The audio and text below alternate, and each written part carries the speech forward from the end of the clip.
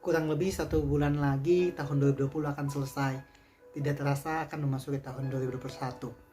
Dan beberapa hari ini saya mengingat kembali, saya merenungkan bahwa di tanggal 31 Desember 2019 sebelum masuk tahun 2020, malam itu saya bersama adik saya, kami membuat plan, kami membuat rencana untuk beberapa hal yang ingin kami capai, ingin kami lihat terjadi dalam kehidupan kami di tahun 2020.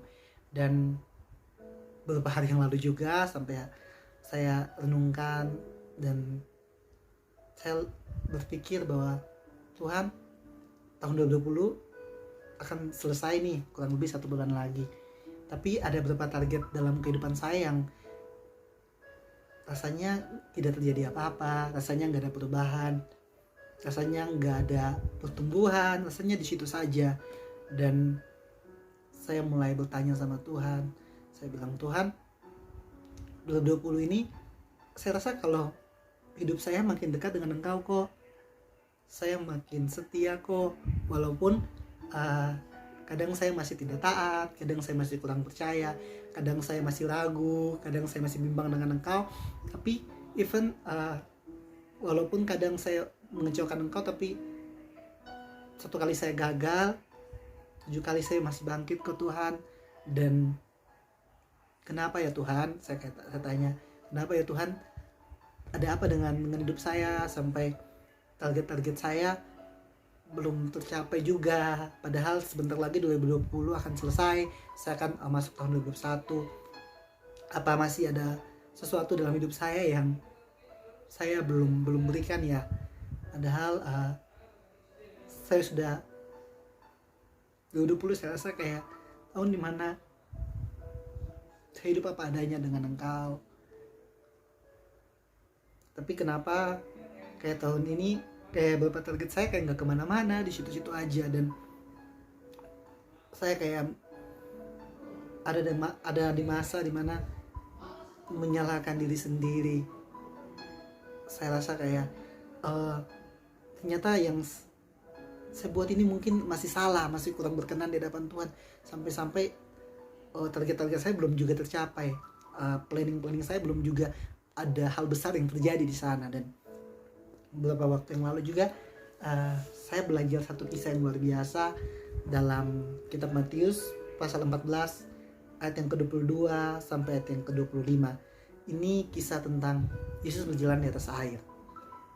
Saya akan baca buat teman-teman Tuhan. Ayat 22, sesudah itu Yesus segera memerintahkan murid-muridnya naik ke perahu dan mendahuluinya ke seberang. Sementara itu ia menyuruh orang banyak pulang. Dan setelah orang banyak itu disuruhnya pulang, Yesus naik ke atas bukit untuk berdoa seorang diri. Ketika hari sudah malam, ia sendirian di situ. Perahu murid-muridnya sudah beberapa jauh milnya dari pantai dan diombang-ambingkan gelombang karena angin sakal. Kira-kira jam 3 malam datanglah Yesus kepada mereka berjalan di atas air. Amin.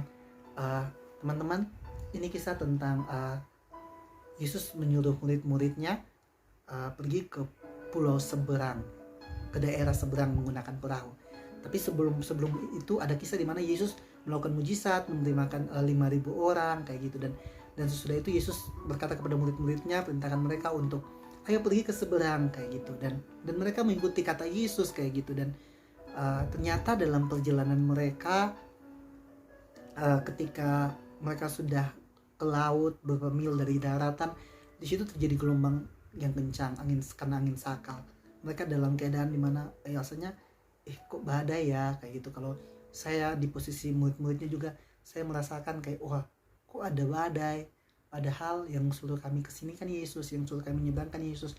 Harusnya Yesus kan tahu kan, harusnya Yesus tahu bahwa segala sesuatu kan aman-aman saja. Yesus tahu kalau ini jalan yang terbaik. Tapi kenapa malah bertemunya sama angin sakal kayak gitu, malah bertemunya sama badai.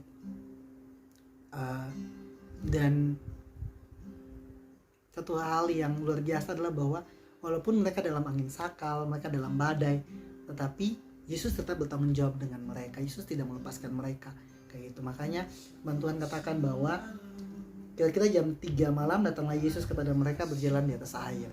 Amin. Satu hal yang saya renungkan dari kisah ini adalah bahwa Terkadang yang tadi saya bilang, kalau saya bilang Tuhan, saya sudah lebih baik dengan Engkau kok, saya makin setia dengan Engkau kok, tapi kenapa target-target saya belum juga tercapai, tapi kenapa harapan-harapan saya belum juga lihat ada banyak perubahan. Dan dari kisah ini saya belajar satu hal yang luar biasa, satu kebenaran yang luar biasa, bahwa sama seperti murid-muridnya yang perintahkan mereka ke seberang adalah Yesus, dan mereka taat kayak gitu. Artinya bahwa dalam ketaatan saya, dalam hubungan saya dengan Yesus, bukan berarti tanpa ada badai, bukan berarti tanpa ada hal-hal yang berat kayak gitu. Dan ini juga yang dirasakan oleh murid-muridnya. Tetapi satu hal yang luar biasa, bahwa waktu mereka dalam badai, Yesus datang di waktu yang tepat. Yesus punya plan, Yesus punya timing sendiri, Yesus punya waktu sendiri untuk datang kepada mereka. Teman-teman berkata bahwa kira-kira jam 3 malam datanglah Yesus kepada mereka berjalan di atas air. Wow, luar biasa. Dalam keadaan mereka, Yesus punya waktu sendiri untuk hadir dalam hidup mereka. Yesus punya waktu sendiri untuk menunjukkan pertolongannya. Yesus punya waktu sendiri untuk menunjukkan bagaimana dia bisa bekerja dengan luar biasa. Dan ini juga yang saya renungkan, bahwa mengikuti Yesus, saya belajar untuk taat, saya belajar untuk mengasihi dia, punya hubungan yang baik dengan dia. Bukan berarti saya tidak ada di waktu-waktu dimana dalam badai, dalam lembah yang kelam, dalam padang gurun. Ya, saya juga akan ada di sana. Tapi satu hal yang harus saya belajar percaya, bahwa Yesus punya waktu dengan saya. Yesus punya sesuatu yang baik dengan saya. Dan satu hal yang saya mau share, bahwa kadang sesuatu yang baik dalam kehidupan kita Yesus kerjakan tidak sesuai dengan jadwal kita, di luar jadwal kita, tapi dalam jadwalnya dia. Dan itu yang menguatkan saya, dan itu yang buat saya percaya Tuhan, gak apa-apa kalau sampai malam ini ada beberapa hal dalam hidup saya yang saya lihat belum terjadi perubahan yang luar biasa, belum juga saya capai, tapi saya percaya bahwa itu jadwal saya, itu bukan jadwalmu Tuhan. Dan saya mau percaya dengan jadwalnya Tuhan, karena jadwalnya Tuhan itu tetap, jadwalnya Tuhan itu baik. Itu yang saya mau share. Terima kasih.